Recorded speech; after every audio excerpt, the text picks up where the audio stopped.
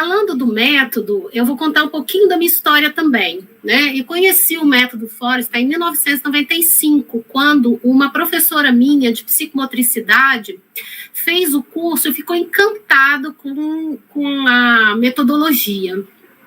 E, de vez em quando, ela comentava nas nossas aulas sobre, sobre o método Forrestal e sobre o PEI. Foi uma das minhas maiores descobertas. Eu tive a oportunidade, né, de fazer aula com o professor Dr. Lourenço Teba e com a Nehama, que até hoje atua dentro do Instituto Forrestal. Eu acho que o que mais me encantou no PEI foi a questão da prática e da teoria. Elas andam juntas no PEI. Então, existem os instrumentos, o mediador, aquele aplicador, aquele formador, ele vai fazer com que o aluno, né, o mediado, passe pelo processo do programa e, ao mesmo tempo, ele vai analisar esse programa ou a forma com que ele interagiu com o programa, com toda aquelas informações, e ao mesmo tempo que a gente está sendo submetido a um desafio, a gente está se analisando dentro desse desafio e logo em seguida a gente analisa também a teoria.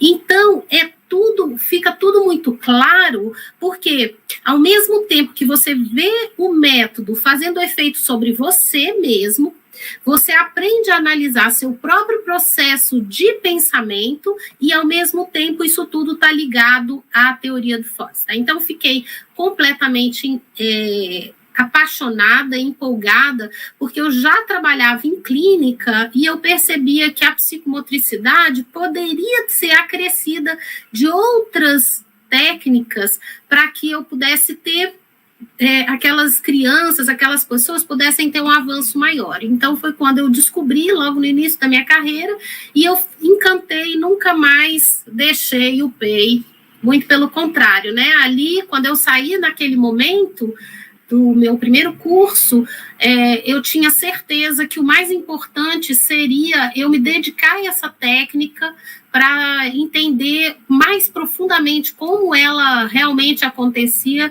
porque ela poderia, então, estar acrescentando muito na minha prática psicopedagógica dentro da clínica. E na escola também. Eu saí de lá, eu trabalhava na Secretaria de Educação, eu abri um curso na Secretaria de Educação com 10 crianças para aplicar o PEI. Foi fantástico, desde lá, né? A neurociência é uma outra paixão na minha vida. Por quê? Ela nos ajuda a entender como nós funcionamos, como nós aprendemos. Ela ajuda a nós entendermos as nossas motivações, tanto as motivações que nós conhecemos, como descobrir que temos outras motivações que nem percebíamos antes, né?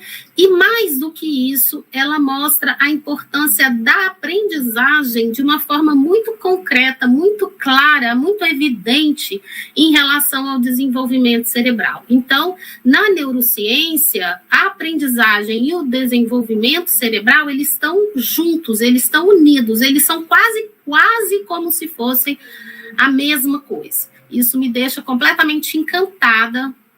E a nossa ideia aqui é fazer um paralelo entre a teoria do Forrestal e a neurociência e encontrarmos diversos pontos coincidentes. Isso, conforme a gente vai praticando o PEI, a gente vai percebendo essas coincidências, esses princípios. O Forrestal, ele condensou seus conhecimentos de forma prática no PEI. E hoje são mais de 25 instrumentos, 7 de PEI1, 7 de PEI2 e 11 de PEI básico, que a gente pode usar numa diversidade enorme para alcançar essa aprendizagem, né? Para ajudar, e ele fez o trabalho para garantir, né? Ele criou a metodologia para garantir que o mediador consiga realmente provocar aprendizagem. Ele começou no mundo onde se acreditava que as pessoas nasciam e morriam com a mesma capacidade cognitiva. E ele, de uma maneira inusitada, criativa, mas acima de tudo, organizada e intencional. Então, quando a gente vê a prática do PEI, a prática da mediação nos instrumentos de PEI, a gente tem uma clareza completa de quanto que o mediador está sendo intencional e quanto ele é organizado na sua prática. Então, cada parte do processo é possível ser identificado por quê, como, em que situação ele aplicou aquela prática, né? E isso tudo para avançar na estrutura de aprendizagem do ser humano.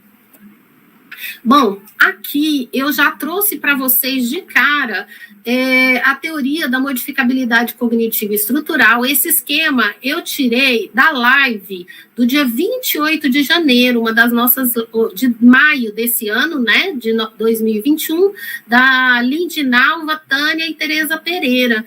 Eu tirei justamente porque esse é um dos pontos gritantes em que a teoria do Forster, ela vai quase que se misturar com a neuroplasticidade. E essa teoria foi criada entre os anos 40 e 50, e ele já dizia que o cérebro é plástico e maleável. E essas características, o processo dinâmico, de flexibilidade, de autoplasticidade, adaptabilidade, modificabilidade, eles são claros hoje na neurociência. E eu vou mostrar isso para vocês aqui. Então, ó, a partir desses slides aqui, a gente vai perceber que tudo que eu colocar de amarelo tem relação com a modificabilidade cognitiva estrutural de Forster ou, de alguma forma, com a teoria dele. E o que eu colocar de branco tem relação à neurociência e à plasticidade cerebral. E eu coloquei esse num amarelo mais dourado, porque, no caso, essas características, elas fazem parte dos dois processos, tá? Então, são coincidências absolutas que hoje estão completamente comprovadas dentro da neurociência. Bom, eu vou falar de algumas estruturas cerebrais, então eu vou falar rapidinho aqui, só para a gente lembrar, né, e depois eu poder falar dessas estruturas e vocês entenderem bem do que realmente eu estou falando. Então, lembra os neurônios, né, o impulso geralmente ele corre num sentido, tá, e nós temos aqui essas pontinhas, que são os dendritos, tá? Essa cauda, ela é coberta pela mielina. Aqui a gente tem as terminações, entre eles, como mostra aqui, eu não sei se vocês estão vendo, eu estou percebendo aqui.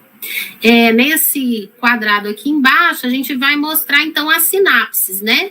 Que são essas estruturas aqui. Como vocês estão vendo, há uma falha, né? Elas não se tocam, porque aqui vão passar os neurotransmissores, eles vão sendo colocados nessa área aqui para passar o impulso de um neurônio para o outro. E eles são moduladores do impulso.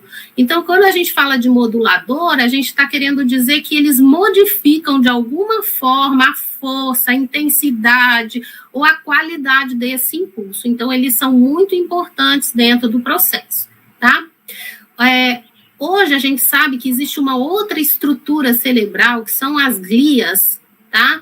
Que elas fazem parte do processo também. Elas têm a função de fornecer nutrientes e oxigênio para os neurônios, isolar os neurônios, um neurônio do outro, destruir os patógenos, as doenças, remover os neurônios mortos. Isso quer dizer, então, que alguns neurônios morrem? Sim, alguns neurônios morrem. Manter a homeostase, formar a mielina, então, é essa camada aqui que funciona como se fosse a capa de um fio elétrico. Ela serve para que o impulso corra de forma corra só naquele neurônio, ele não disperse o impulso elétrico, né? Então, e a glia também participa na transmissão do sinal no sistema nervoso. Se ela participa dessa transmissão, ela também tem a capacidade de modular. Hoje já se sabe que as glias também modulam o impulso elétrico, tá? Mais importante aqui é a gente saber que existem as terminações nervosas. Essas terminações nervosas, com a aprendizagem, elas vão crescer, elas vão aparecer novos brotamentos, a gente chama de brotamentos, então vai acontecer, uns brotinhos vão nascer nessas terminações, vão causar mais sinapses, porque de um lado vai nascer, né, os brotinhos, do outro também, então a capacidade de entrar em contato, né, por meio dos neurotransmissores, um neurônio com o outro vai ser maior por causa dessa quantidade de brotamentos que vão aparecer aqui. Existe também a questão da força sináptica, quer dizer, se os neurotransmissores aqui estiverem numa quantidade adequada e forem os neurotransmissores adequados para a aprendizagem, esse fluxo elétrico vai passar com mais facilidade. Tá? E hoje a gente sabe que existe a gênese neuronal, que são nascimentos dos neurônios. E esse processo todo faz parte da aprendizagem. Isso é necessariamente a aprendizagem. Então, começando a falar da neurogênese, a gente pode dizer... Eu quero mostrar para vocês essa parte que é uma curiosidade bastante interessante para a gente ver, assim, como que é importante, né, esse processo para a aprendizagem, tá? E durante toda a vida. Aqui a gente vai falar primeiro, vai mostrar mais claramente como ele acontece nos primeiros anos de vida, né? Aqui, 36 meses durante a gestação. Então, eu estou dizendo o quê? Que nesse período a gente tem mais ou menos uma estrutura de neurônios dessa forma. Alguns grandes, com alguns dendritos, né? Outros muito pequenos, com pouco axônio, poucas aproximações do neurônio, as sinapses não se unem tanto. No nascimento, a gente vai perceber que a criança começa a aprender e aí, então, essa quantidade de neurônios, ela já vai aumentando, as caudas, tá vendo? Os axônios vão crescendo, as terminações vão se alongando. Veja que aqui não tinha, né, nas 36 semanas, o neurônio tinha poucas terminações, e aqui ele já vai aumentando em quantidade em terminações. 3 meses depois, a criança já está recebendo muitos estímulos. Quanto mais mediação, quanto mais estimulação, quanto mais exposta a um ambiente rico, mais esses neurônios vão aparecer, ou seja, vai haver mais nascimentos de neurônios. A gente pode ver que a quantidade deles aumentou, mas a gente também vai ver que a estrutura deles mudou, né? Eles estão maiores, eles estão em mais quantidade, eles têm mais terminações, eles se ligam entre eles se ligam mais, eles têm mais sinapses. Aos 6 meses, olha a diferença, gente, é um absurdo. A quantidade de neurônios no cérebro é muito maior, e aí a criança continua recebendo estimulação aos 2 anos, é uma rede, é uma teia enorme, muito mais fechada do que antes. Tá? Então, isso aqui é fantástico, que acontece até os 2 anos de idade. Dos 2 aos 3 anos de idade, uma coisa interessante vai começar a acontecer, que é a poda neuronal. O que significa isso? Que como o cérebro criou uma rede muito densa de neurônios, ele não está conseguindo mais se expandir. Então, ele tem que fazer uma limpeza. O critério de limpeza é o que está sendo ou não utilizado. Então, aquele neurônio que ele participou inicialmente daquele processo de aprendizagem da criança ali. Então, ele foi criado, mas nunca mais ele foi reforçado, nunca mais a criança foi exposta àquele estímulo, nunca mais ela teve que fazer alguma atividade que dependesse daquela via neural, então esse neurônio vai ser podado, ele vai ser eliminado, ele vai morrer, e aí vão abrir espaços. Esses espaços, eles são abertos para que novos dendritos, para que novos brotamentos não sejam impedidos de nascer. Então, eles vão acontecer os brotamentos e aí eles vão estar entrando em contato com outros neurônios, mas agora daquela forma que o Forsythe falou, dentro de uma estrutura cognitiva, numa estrutura que vai ser utilizada. Então, vai ser montada, então, essa estrutura. E a gente vai vendo que aos 6 anos, essa estrutura, ela está mais clara, os neurônios estão mais longos, a quantidade de sinapses é maior, ou seja, o mesmo neurônio pode entrar em contato com vários outros neurônios, não é só uma via, mas um neurônio, ele vai acionar uma série de outros, dependendo da informação que ele está produzindo ali, que ele está fazendo a criança lembrar ou a criança executar, que o cérebro está fazendo aquela ação, né?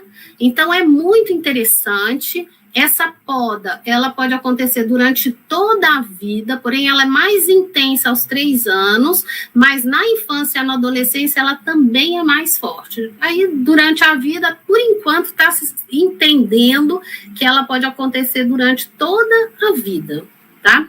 Eu trouxe aqui a alfabetização, porque, como o Forsythe fala, né, modificabilidade cognitiva e estrutural, ele vai falar que existe uma estrutura cerebral que é capaz de modificar, né? E o que acontece na alfabetização? Quando uma criança é alfabetizada, nosso cérebro, ele não tem uma área específica para identificar letras e palavras. Mas como a demanda, né, é grande para identificar esses signos, então o que vai acontecer? O cérebro vai utilizar a área responsável pela identificação da fisionomia para identificar as palavras, as letras, tá? Então, ele vai fazer o quê? Ele vai modificar a função daquela área cerebral, que antes era de identificação de fisionomia, e vai passar a fazer o trabalho de identificação de letras e palavras.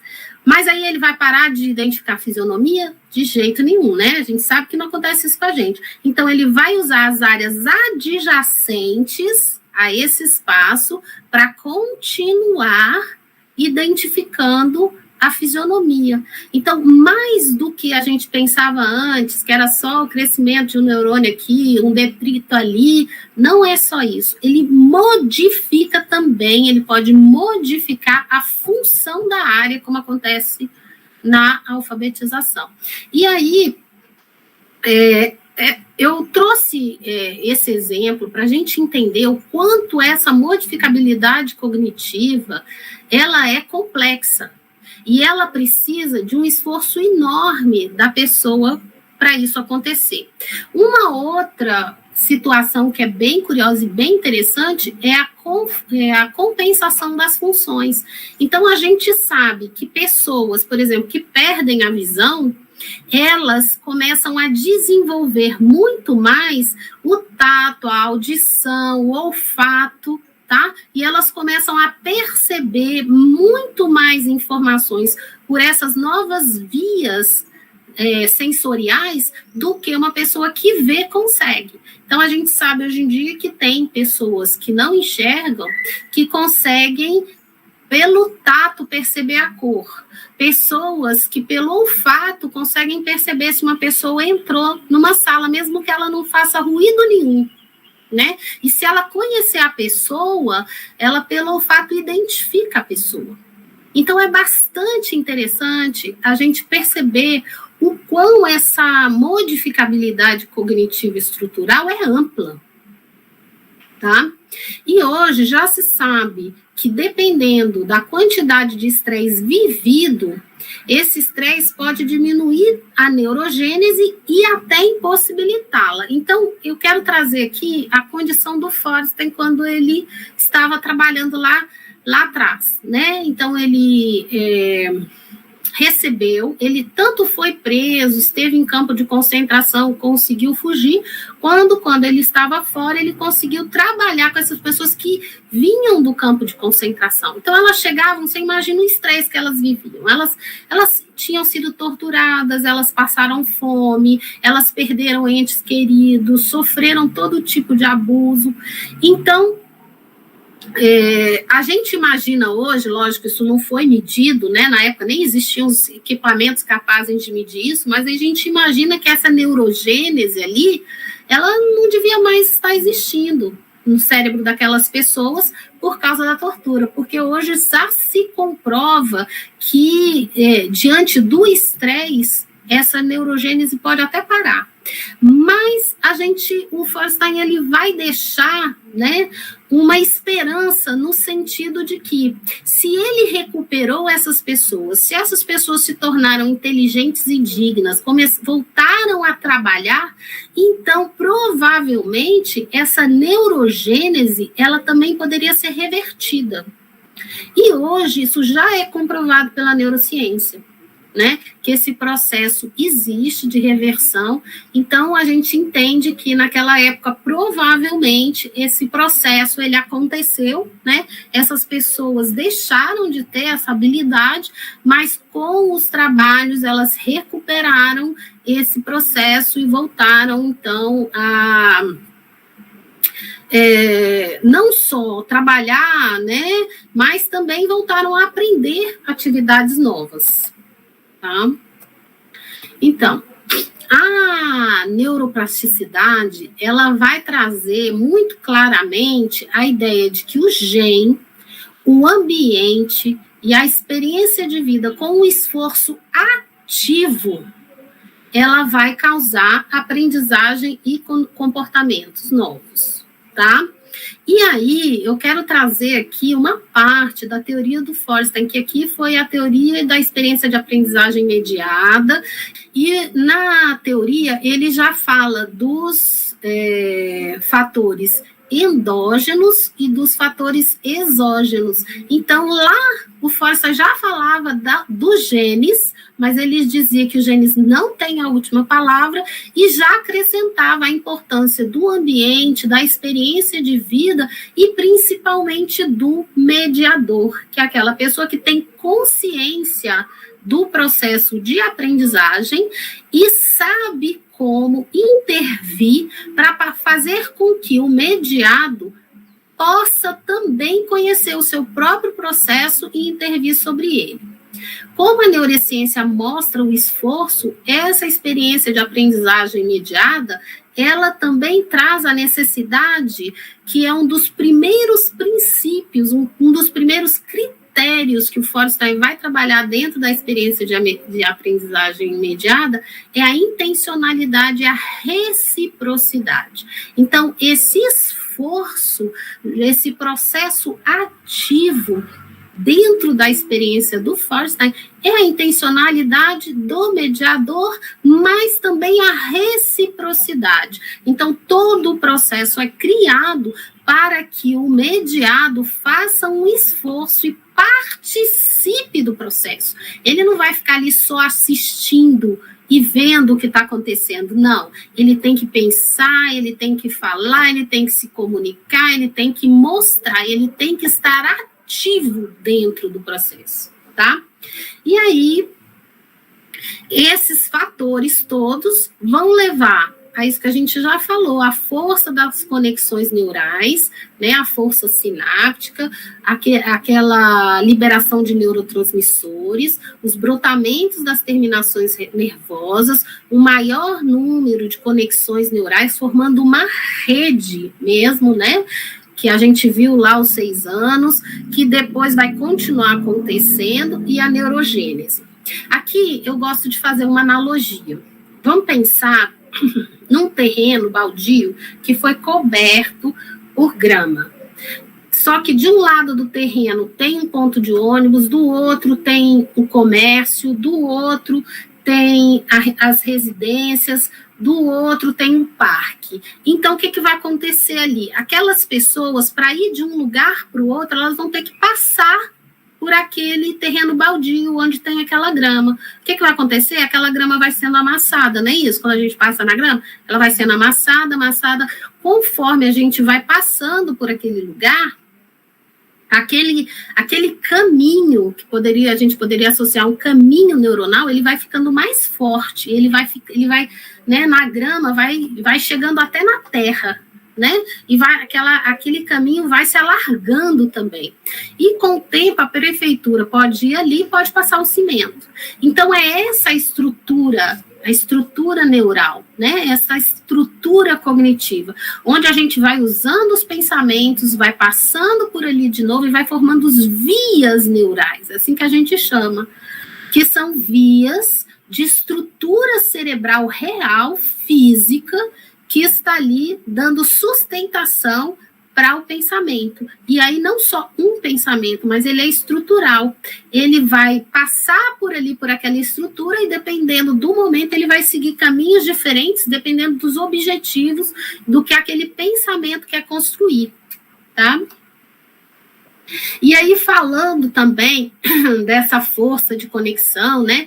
A gente vai pensar assim, tá, mas o que faz a pessoa, né, querer repetir tantas vezes para realmente forçar aquele caminho a se tornar um caminho estrutural, a fazer parte disso aí, né? Então, o Forster vai trazer aí o significado, tá? E vai trazer, que é aquela questão do valor, né? Por que eu estou fazendo aquilo? Eu posso fazer porque eu gosto, eu posso fazer porque eu acho que é alguma coisa boa para mim, eu posso aprender, somar e dividir porque futuramente eu quero aprender porcentagem, porque eu quero aprender a fazer uma receita de bolo, então aquilo é importante para mim, porque eu não posso querer fazer só uma receita, eu posso querer fazer 2 receitas e meia, então eu vou ter que saber fazer todos os cálculos, então matemática é importante para mim. Então, mas além de tudo isso, que depois eu vou explicar melhor para vocês, tem também a questão de ativação, acionamento do sistema de recompensas, que é um sistema que vai liberar neurotransmissores. E uma das coisas que a gente sabe que mais libera é o sucesso, né? E o Forster vai trazer um dos critérios de mediação é o sentimento de competência. Vamos pensar o que é a gente se sentir competente, né? Ele vai colocar que não adianta só ter o sucesso, mas não se sentir competente. Então, o mediador vai estar preparado ali para mostrar para o mediado o avanço dele dentro do processo. Então, olha só, essa página poderia parecer difícil, mas você conseguiu fazer bem aquela página. Ah, eu errei. Errou, mas depois o que você fez depois do erro? Você conseguiu identificar seu erro? Você conseguiu mudar seu erro? Você conseguiu superar esse erro? Ok. Então, você avançou, você teve sucesso. Numa semana você fez meia página, na outra você fez mais do que meia página, você teve sucesso. Então, muito diferente do processo da escola, que muitas vezes leva em consideração mais, de uma forma muito forte, o fracasso, o erro, sem orientar tão bem como você pode superá-lo. No PEI, o mediador está ali para garantir o sucesso do mediado. Então, ele vai estudar, ele estuda como funciona o mediado, ele estuda como funciona a aprendizagem, ele vai dosar o que ele vai propor de uma forma em que o mediado conseguirá fazer o trabalho proposto, tá? Então, isso é muito importante. O fato do mediador conhecer o processo de aprendizagem, conhecer o mediado, possibilita que ele dose, que ele estrategicamente escolha o caminho para fazer com que o mediado consiga superar suas dificuldades. Então, ele vai antecipar para garantir o sucesso do mediado, certo? E se o mediado errar, o mediador ajuda com que o mediado identifique o erro, descubra como fazer a autocorreção, mas, acima de tudo, identifique por que ele errou, o que causou o erro dele, para que ele possa evitar de uma outra forma, num outro momento, esse erro. Certo? Aí, a neurociência vai trazer para a gente também que as informações recebidas pelo sistema nervoso central,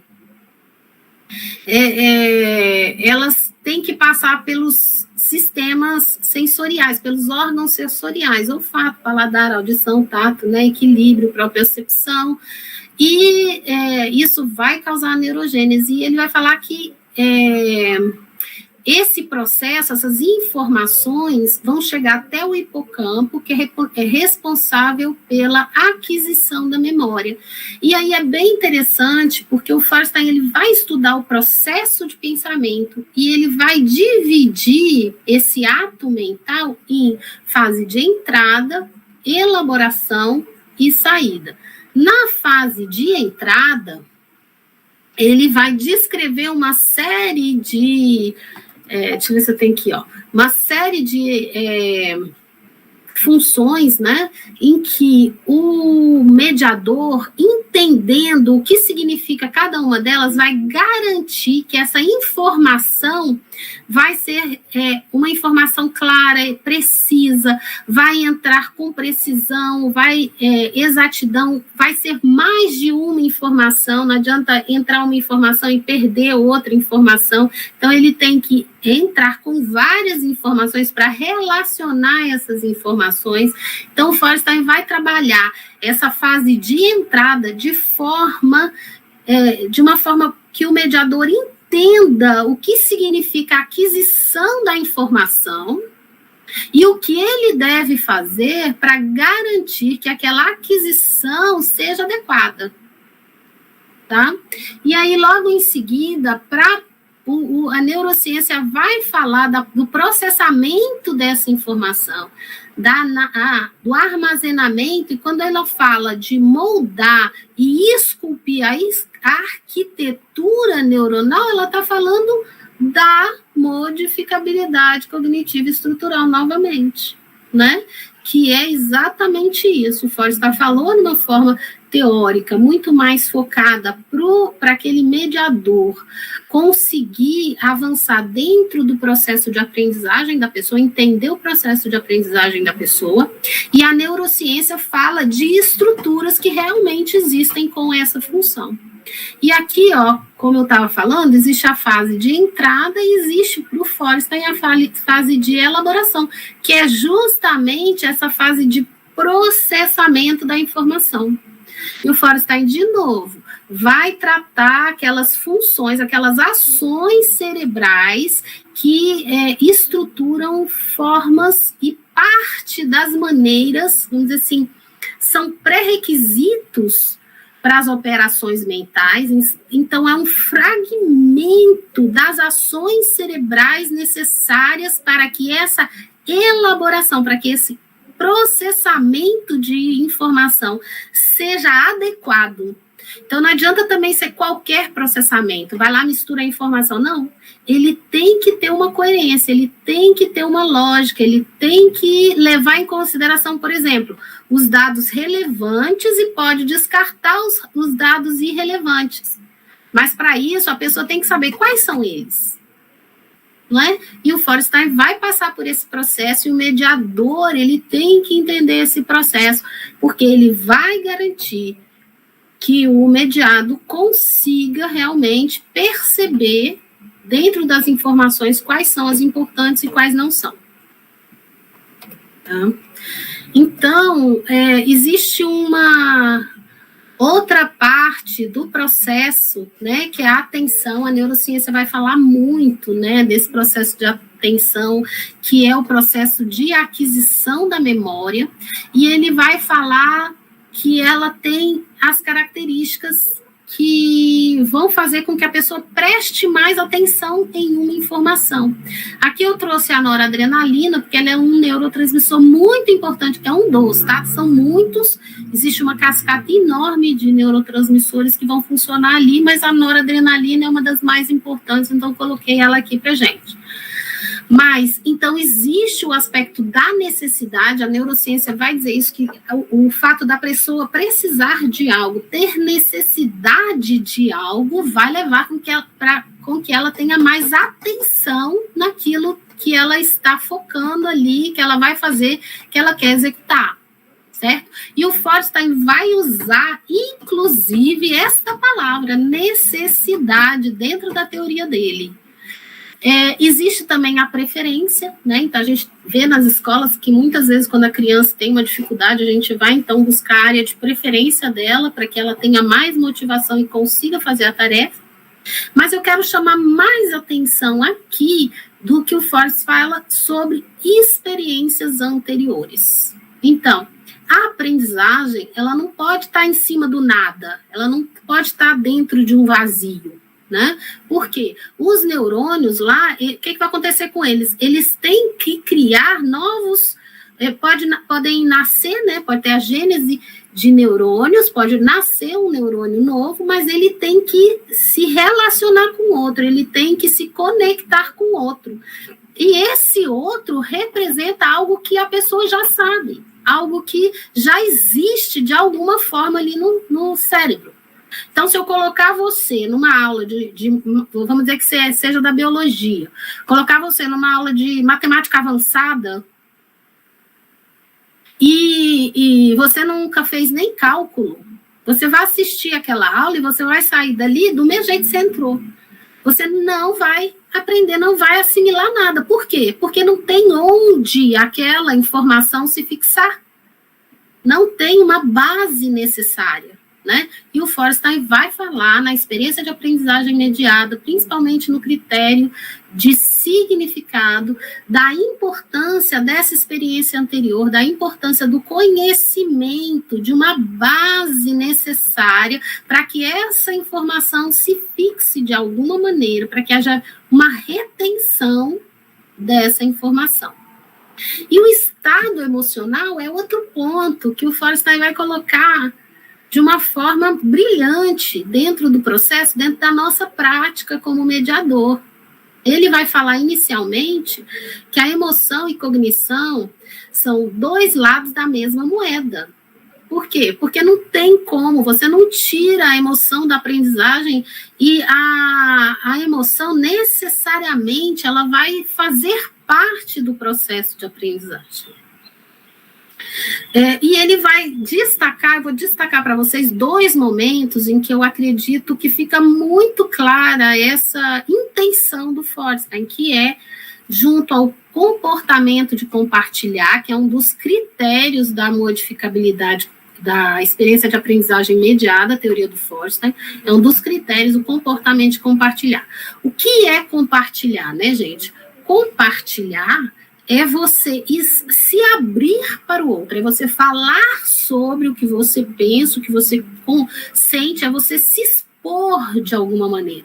E sempre existe um processo emocional e dentro desse momento, dentro dessa exposição, é uma abertura sua diante dos outros, né? E também em relação a quem recebe, a necessidade de abrir, de compreender, muitas vezes de se identificar com aquilo que é dito, né, de perceber que aquela outra pessoa tem características parecidas com a sua ou não, né?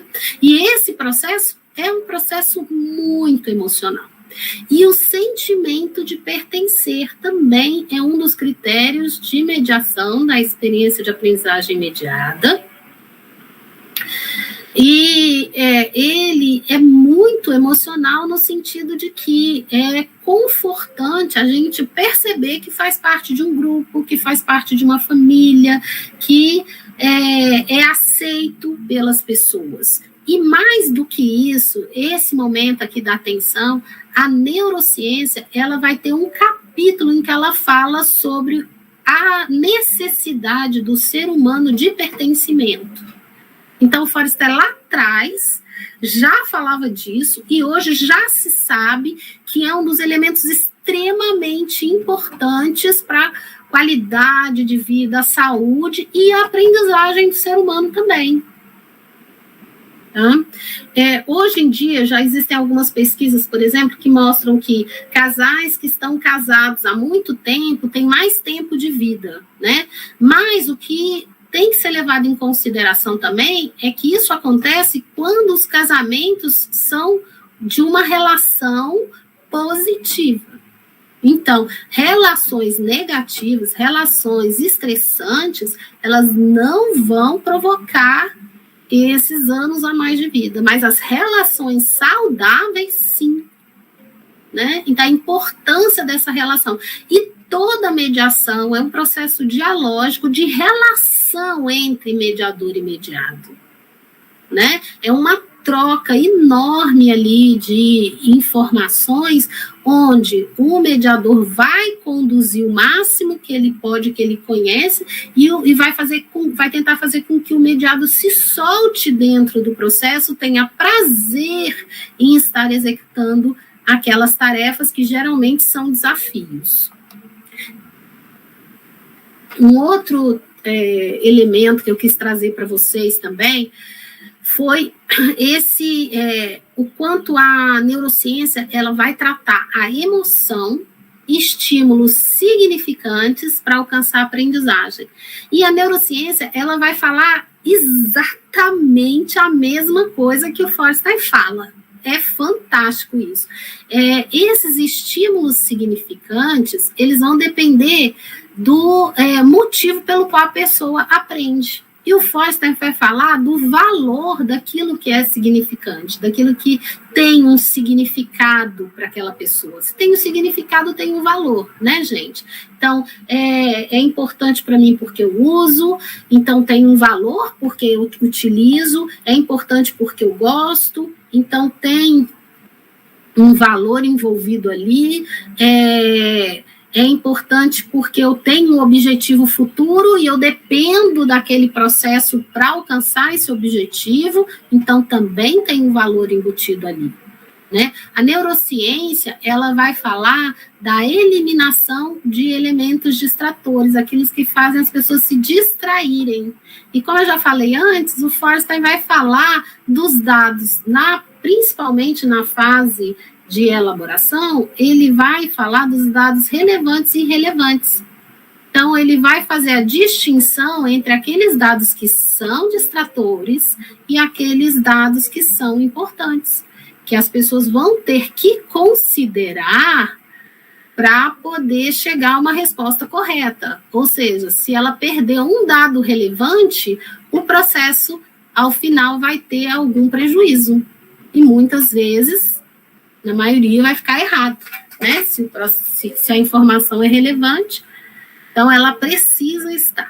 E aí, a neurociência vai colocar também a importância da flexibilização dos recursos didáticos, no sentido de que toda vez que a gente é exposto a alguma informação, se ela vai se repetir da mesma maneira, a pessoa vai ficar acostumada com aquela informação e daqui a pouco ela já não presta mais atenção, sabe? Sabe aquele lembrete que você cola ali na geladeira para você lembrar de todo dia dele, mas no primeiro dia você olha, no segundo dia você olha, no terceiro dia ele pode ser laranja fosforescente, no quinto dia você não vê mais ele ali. Não vê mais, você passa por ele completamente despercebido. A neurociência vai falar desse processo de adaptação. Então, na questão da aprendizagem, a gente vai precisar modificar a informação. Pode ser a mesma informação modificada de uma maneira adequada para que ela venha novamente a chamar atenção e ser usada adequadamente no estímulo para aprendizagem. Inclusive, o Forster vai listar uma série de modalidades para o mediador ter opções de escolher a mais adequada em determinados momentos, para que seja usada de acordo com a necessidade. Então, a gente pode ver que o Forsyth parece que ele já conhecia a neurociência, né? Ele já conhecia tudo isso, quando ele criou essa metodologia, não é possível, porque são tantas coincidências, eu podia passar muito mais tempo aqui falando para vocês das coincidências da neurociência com o método Forsyth. Mas agora eu quero falar de uma curiosidade muito interessante, que eu acho que é importante a gente saber, ainda mais nesse momento específico. Eu quero falar um pouquinho sobre a epigenética. Então, existe uma relação da epigenética com o desenvolvimento humano, que é tão importante para a gente, né? Porque a aprendizagem é desenvolvimento humano que acontece durante toda a vida, né? Aliás, o Forsyth sempre disse que essa aprendizagem poderia acontecer durante toda a vida, quando não se acreditava, né? Um tempo atrás, se acreditava que os mais velhos não poderiam mais aprender. O que já tinha aprendido, estava aprendido, e ali não existiria mais potencial de aprendizagem. E o Forsyth, lá atrás, dizia que não era assim, tá?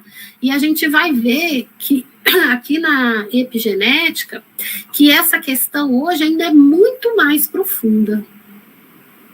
Então, a epigenética é uma área emergente da pesquisa científica que mostra as influências ambientais e realmente como elas afetam a expressão genética. Então, Forsyth dizia que as experiências ambientais iam influenciar a aprendizagem, certo? Pois então, elas também afetam os genes. Agora, vamos ver. Como que isso acontece, tá? Para ninguém depois dizer assim, mas a experiência genética muda o DNA. Não é isso. Vamos ver como é que é? Então, durante o desenvolvimento, o DNA que compõe nossos genes acumula marcas químicas que determinam a quantidade de expressão desses genes. Então, os genes, para eles se expressarem, alguns deles podem ter uma marquinha. O que essa marquinha vai fazer? Vai fazer com que se torne mais fácil a expressão daquele gene, tá? E esse conjunto de marcas químicas é conhecido como epigenoma. Então, as diferentes experiências de vida que as pessoas têm reorganizam essas marcas. Isso explica por quê, por exemplo, um gêmeo idêntico, que tem realmente o DNA exatamente igual do outro, ele pode ter comportamentos, habilidades e saúde, inclusive, por exemplo, ele pode expressar doenças, um pode ser mais doente do que o outro, ou o outro pode nem expressar a doença que um deles expressou. Tá? Então, eles vão ter podem ter aprendizagens diferentes. Isso significa que está refutada aquela ideia antiga de que os genes são imutáveis. E aí a epigenética também vai explicar como a experiência, né, elas podem ter um reflexo ao longo da vida, e essas experiências no sentido também de aprendizagens, tá? Então, o que acontece? Os genes herdados, né, dos pais biológicos fornecem informação que orienta o desenvolvimento da pessoa. Por exemplo, algumas são altas, outras são baixas, mas a gente pode perceber, por exemplo, uma pessoa pode ter um gene de uma altura X. Só que se ela não se alimentar direito, esse gene, ele não vai alcançar essa possibilidade. Então, ele depende de uma circunstância externa. Só que na aprendizagem isso também acontece.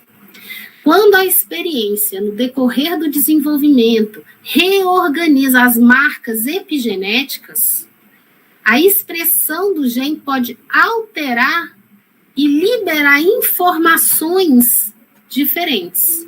Então, o que essas marquinhas vão fazer? Elas podem, se você, vamos dizer assim, você é uma pessoa que aprende que os seus pais aprenderam muitas línguas, você vive num ambiente que precisa conhecer muitas línguas, e você está ali sempre estimulado a conhecer muitas línguas.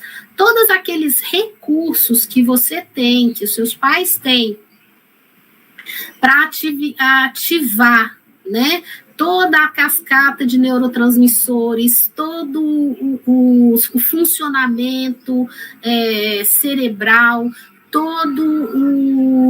essas estruturas, a facilidade ou não de gerar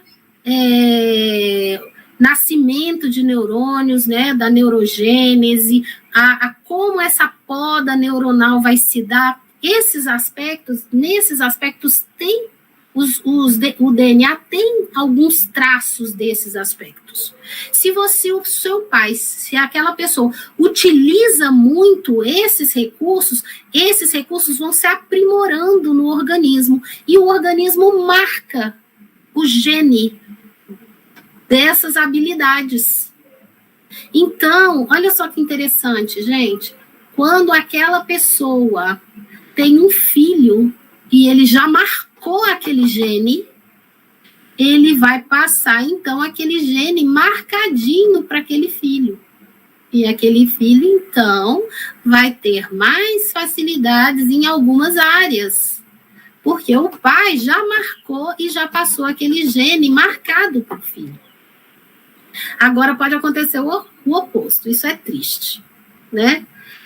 Os pais viveram situações de estresse muito grande e não conseguiram reverter essa situação.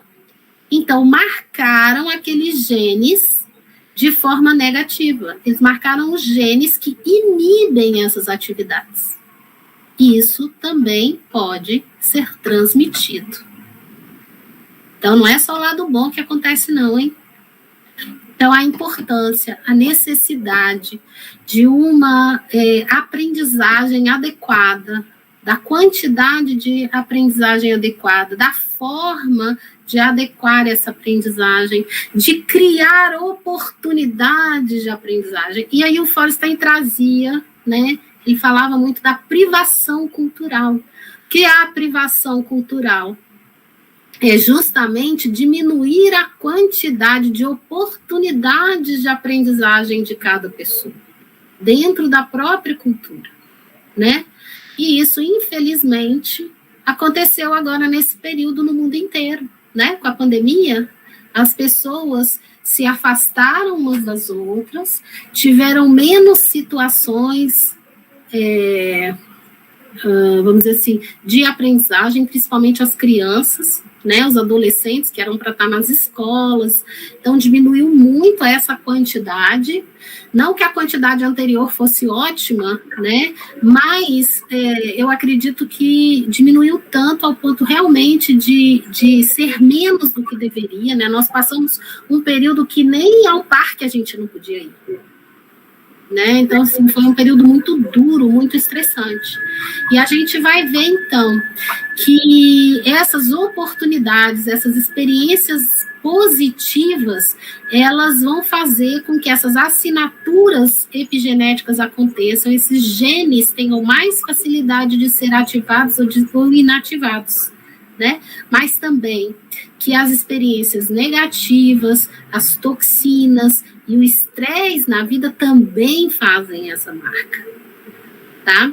Só que a gente hoje já sabe que essas marcas não são permanentes, que essas marcas elas podem ser alteradas, né? E que esse desenvolvimento adequado ele vai afetar essas marcas. E pesquisas recentes demonstram que pode haver maneiras de reverter certas mudanças negativas e restaurar o funcionamento saudável das pessoas. Mas é lógico, né, que a melhor estratégia vai ser sempre não entrar em estresse, reduzir o estresse, né? Mas nós já passamos por ele, então agora nos cabe, né, dentro da educação de qualidade, dentro do conhecimento, para que as pessoas saibam exatamente como fazer para levar essas pessoas a um um processo de desenvolvimento saudável, né? Então, é isso que é importante agora, as pessoas saberem como alcançar esse processo e estimular o máximo possível, não só as crianças, mas os adultos, todos que passaram, todos nós, né, que passamos por esse momento tão triste da nossa história, da história mundial, tá? Então, a importância do PEI é mais do que nunca, a importância dessas teorias da mediação é mais do que nunca importante na vida do ser humano. E eu quero agradecer a todos vocês por terem me ouvido durante todo esse tempo.